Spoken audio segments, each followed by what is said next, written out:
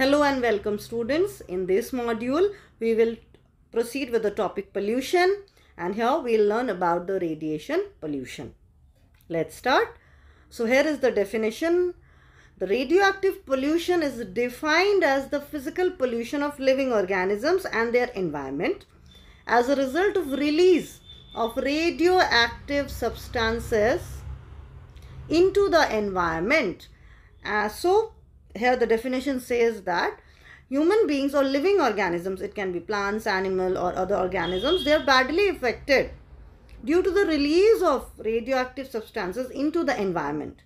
So from where are they released? They are released either as a result of nuclear explosion, testing of nuclear weapons, or production of nuclear weapon, mining of radioactive ore, and so on.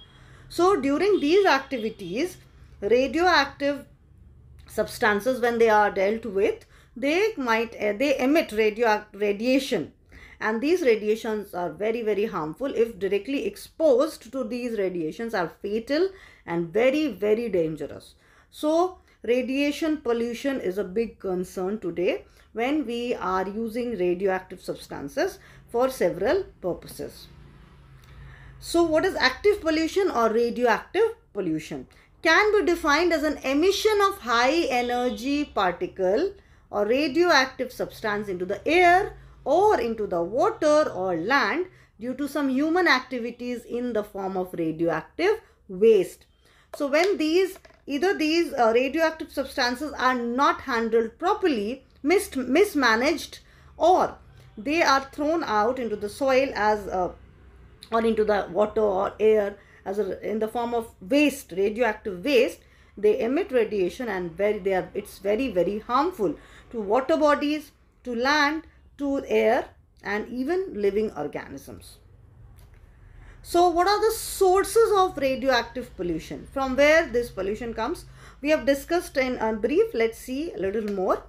So from the radioactive minerals like uranium, thorium, plutonium, they emit radioactive radiation, and when they are used to produce energy, that is reproduce electricity by using these radioactive elements or minerals, so from their radioactive radiation might be caused, and it can pollute the water bodies, the land or the air. Cosmic radiation. So the cosmic rays containing high energetic particles, when they reach the surface of the earth, they also cause radiation pollution. So students, these are the two natural ways, natural means, so they are not very harmful.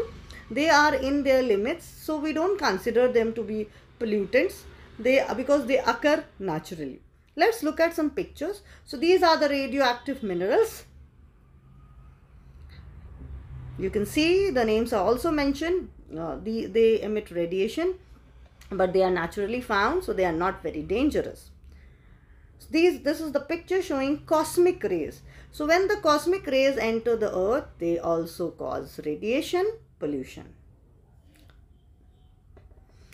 Now students, we will come to the man-made or anthropogenic causes. Means the human activities, they lead to radioactive radiation. So here the first one is nuclear reactors. This is a picture of a nuclear reactor, you can see. So here nuclear reactors, they use two different methods to utilize the radiation to produce electricity. So in nuclear reactors, two processes. First one is nuclear fission, and the second one is nuclear fusion. So the first one we'll talk about. In nuclear fission, there is breaking up of a heavy atom with the help of fast moving neutrons. So an atom is broken down with the help of fast moving neutrons in nuclear reactors, and this help in production of electricity. So the radioactive radiation is converted into the energy of those atoms are converted into electricity. In the process of nuclear fusion, two smaller hydrogen atoms are made to combine to give a bigger atom, that is helium, at a high temperature. So two hydrogen atoms are combined, and then at a very high temperature they become a bigger atom. And here this process also helps in the production of electricity. Students, these processes are also used during the manufacture or the making of nuclear weapons, and also during the production, we can say other nuclear products. So we make all these things where radioactive elements are involved. So these are the processes involved: nuclear fission and nuclear fusion. So to fulfill the increasing demand of energy in nuclear reactors are used to generate electricity by nuclear generators. Children, you can see in the picture, with the help of different kinds of nuclear fuel and technology, nuclear reactor generate large amount of energy, and it helps in production of electricity. Now the next one, we can say the next source of radioactive pollution is nuclear weapons. So children, you can see in the picture, it is a picture of a nuclear explosion, which is very, very dangerous. A lot of radioactive radiation is emitted in the environment and very harmful for living organisms. This is another nuclear weapon. So the third one is X-rays. So X-rays, they also cause radiation pollution. So X-rays are used to detect skeletal disorders. So whenever we experience a fracture or something like that, then we go to the doctor and we are exposed to X-rays so that the state of fracture, the condition of the fracture or the dislocation of bone can be diagnosed. So here the X-rays are sometimes dangerous as they pass through genetic cells and affect the chromosomes, resulting in mutation. So radium and other isotope radiation are used in treatment of cancer patients. So even these radioactive substances are used in treatment also, even in medical field. And if we talk about X-rays, they can be harmful. So we should not often go for an X-ray as it can be harmful. So the next one is radioactive isotope. So this is the fourth, we can say, factor that leads to radioactive radiation and pollution. So radioactive isotope, the scientific research laboratories in the field of engineering, agriculture and medical sciences use different isotopes like carbon 14, iodine 125, nitrogen 14, etc. The radiation from such materials escape to the environment. So they escape to the atmosphere, and wastewater from these laboratories reach the river, streams, lake, and they are very, very dangerous for human life. So students, in laboratories where such radioactive substances are used and their radiation get mixed into the water, and when this water is thrown out into the water bodies gets polluted. So this is one way of radiation pollution.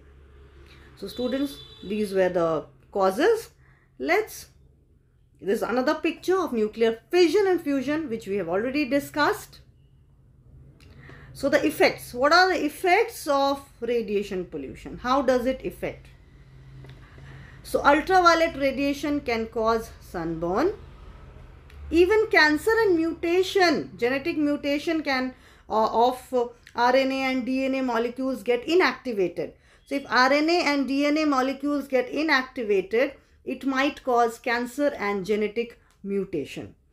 And even the metabolism can get impaired, or we can say get badly affected. So these are the effects when human beings are exposed to radioactive substances. How can we control and prevent? So what are the preventive measures that can be taken? And the first one is, nuclear reactors should be designed in such a way where adequate safety measures are strictly adopted to prevent leakage. So children, leakage should not be there. If there is a leakage, the elements, the radiation will be exposed, will mix into the atmosphere, and it's very, very dangerous. So the fact is that we need to design the nuclear reactors in such a way that all the safety measures are followed very, very strictly. Safe disposal of nuclear waste. Whatever waste is being produced, like just now we discussed about the water which is used in the laboratories, and radioactive radiation is mixed with the water. Such water should be disposed with lot of care, and with the strict rules should be followed regarding the disposal of nuclear waste. Otherwise it can be very, very harmful. Third one, workers should be provided with safety kit to cover themselves from top to bottom. So the workers, they are at high risk. Those who are working in radioactive in the power plants, nuclear power plants, where they are exposed, they can be exposed to the radiation. So they should be having safety kits, and that kit should cover them from top to bottom so that they can protect themselves from the radiation. Now, safety measures should be strictly followed. Whatever measures are being decided, they should be strictly followed and enforced by the authority so that people remain at minimum risk. So these are the ways we can prevent from getting exposed to radiation, and it is also very much important for the safety of our environment and also our safety. So students, that's all regarding radiation pollution. Thank you very much.